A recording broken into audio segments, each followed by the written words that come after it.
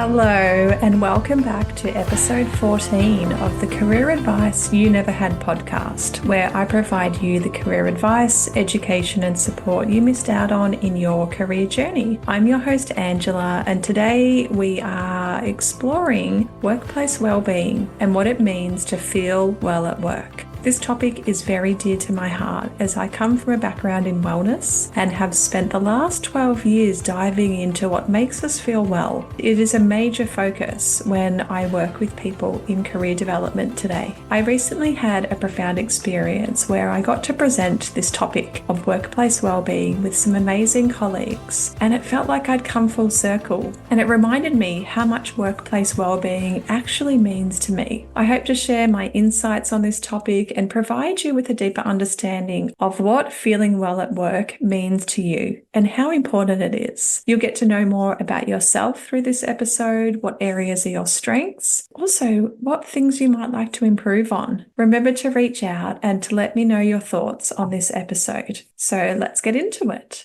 When you think of feeling well at work, what comes to mind for you? Maybe the word balance, happiness, good relationships, peace, thriving, accomplishment, great mental health, growth, or development. With the amount of time we spend at work, most people want to feel well and happy. What I'm hearing a lot from people that I work with, what's in the news and going viral on socials, is the amount of burnout, exhaustion, feeling unfulfilled, disengagement, quiet quitting, the snail era, where people take a mental distance from work. The great resignation, mental health issues, stress, and anxiety. And if you are feeling any of this, you're not alone. The world of work is changing. Edgar Schein, a career development theorist, is calling this change VUCAA, filled with volatility, uncertainty, complexity, ambiguity, and anxiety. As the way we work constantly changes, we not only need to keep up with these changes, we need to know how to cope through these times and also how to take care of our wellbeing. Today we're going to use workplace wellbeing to understand this further. And let's begin by breaking down what wellbeing is. Wellbeing isn't just about feeling well. It encompasses our quality of life, and it's a combination of our physical, mental, emotional, and social health. Wellbeing's connected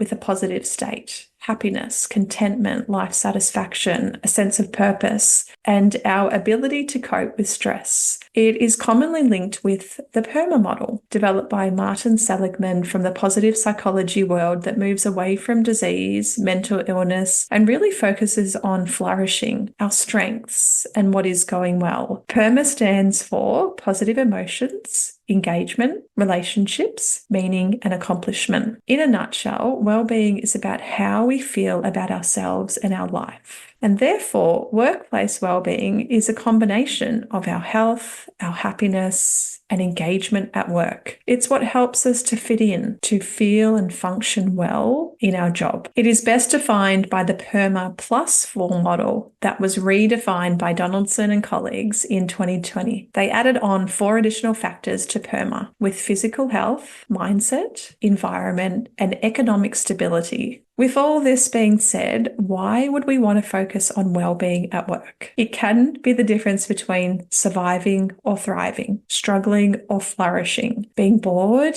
and engaged. In the past, employee well-being was not at the top of the priority list for employers, and it wasn't only the person that suffered, so did the business. Nowadays, when an employer focuses on the whole person and provides programs, benefits, and well-being does sit high on the priority list, we're naturally more engaged. We take less sick days, burnout is reduced, there's no more Sunday scaries, no more high turnovers, and people wanting to quit. We are naturally more productive, satisfied, we have better mental health, and are positive about life, which is infectious to the workplace culture. Yet it's not only up to the employer, remembering you are at the center of your career and only you can create and control your own happiness. So what can we do on an individual level? we can learn more about our own well-being, how to prioritize it and strengthen it. We will be using the PERMA plus 4 framework to do this. And I'd like you to take a moment to consider the following 9 building blocks, which are areas of your workplace well-being. And where you are in each area, it's time to be really honest with yourself and to find out what is working well, how far you have come, and what area you'd like to strengthen to improve your workplace well-being. So it gives you a bit of a starting point. Number 1, positive emotions. Positive emotions are more than feeling happy at work. As humans, we are hardwired towards a negative bias. So feeling positive emotions like joy, gratitude, appreciation, compassion, enthusiasm, and pride more often takes awareness, hard work, and effort. Each of us have a baseline of psychological resources, coping strategies, that help us when things get tough at work. We need to keep building and broadening this toolkit we have to draw upon to help us bounce back, to notice positive emotions, and how to flip things into what is going well more often. When you think of what makes you feel good at work, there may be something you're currently doing or you would like to be doing that may help you. Maybe it's setting yourself up for the day, a routine that you have in the morning. Maybe it's something that you do during the day or even at the end of the day to help us feel good and to re-energize and to get up and go to work again the next day feeling really well. Number 2, engagement. Have you heard of flow? Mihai Csikszentmihalyi describes flow as a psychological state where a person is fully immersed, absorbed, and experiencing deep focus and a sense of time flying by. Flow is a combination of enjoyment, challenge, using your skills that you like using, pulling upon your strengths, and also tapping into your interests. Flow is experienced differently by everyone. And what does flow mean to you? What does it feel like? What does it look like? Have you experienced it at work? And would you like to feel more flow in your workday?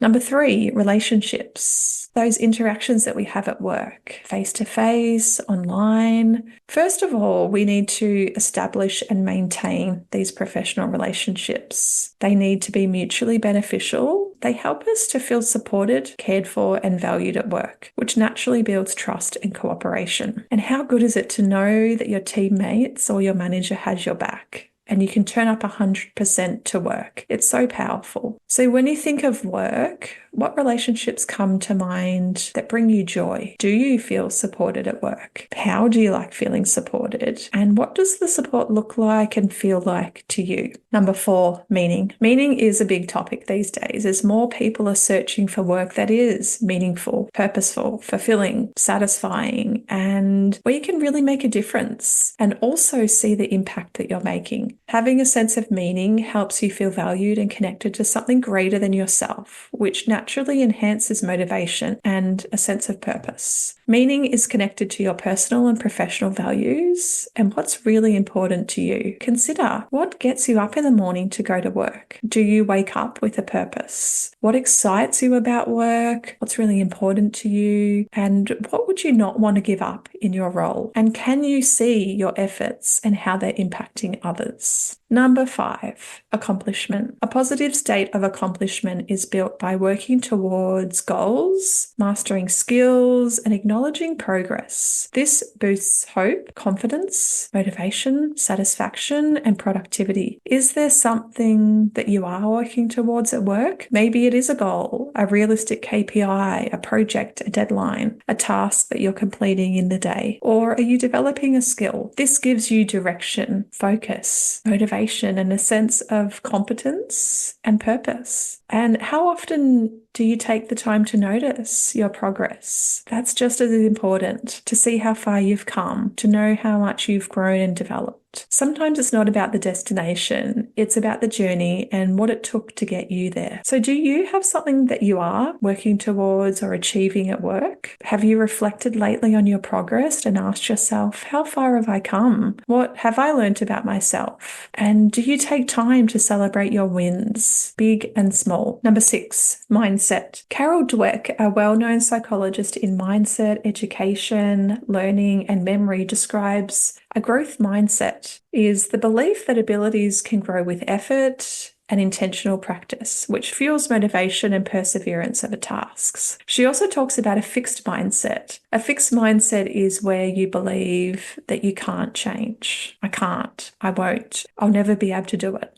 Where on the other hand, the growth mindset is that belief that you can change and grow through effort and time.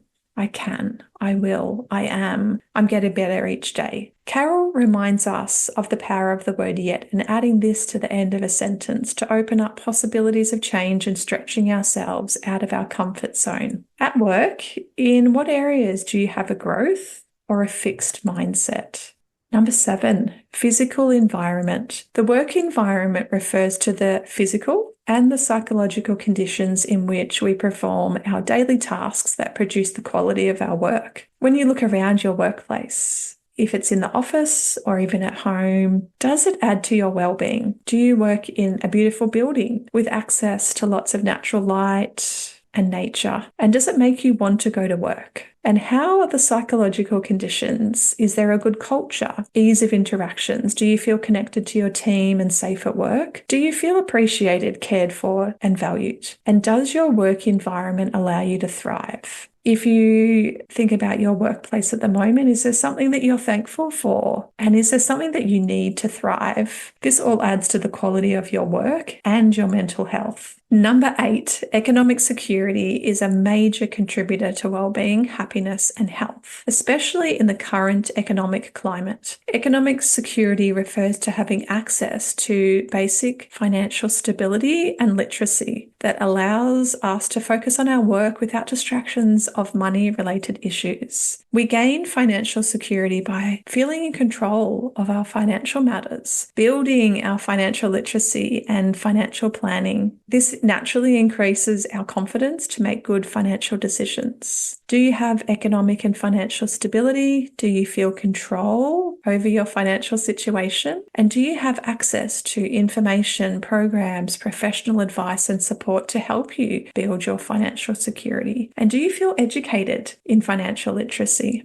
Number 9, physical health is one of the most essential components of well-being and mental health. And it comprises of 3 areas: your biological assets, which are your physical fitness, your health body mass index, your heart rate, your blood pressure, your pulse, your mindful reflection of healthy habits. There's also functional assets about how well that we can function in the execution of our physical duties in life at work, and also our psychological health assets. It's about how we feel, the absence of aches, pains, and sickness, having confidence in our body's abilities, optimism over longevity and control over our health-related matters, and our overall life satisfaction. How well do you feel at work? How well do you feel you can do your work? And how important is your physical health? And how much does it contribute to your workplace well-being? After considering the 9 building blocks to workplace well-being in the PERMA+4 framework, which one do you feel is working well for you?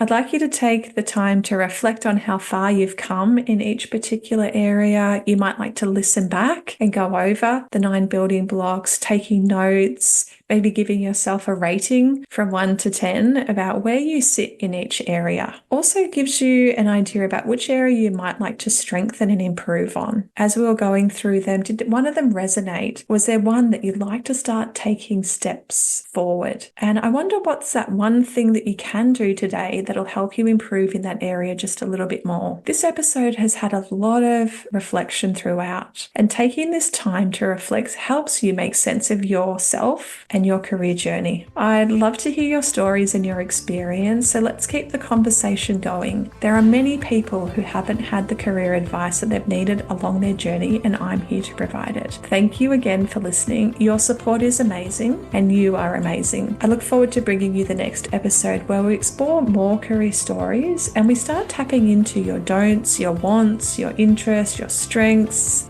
and lots more.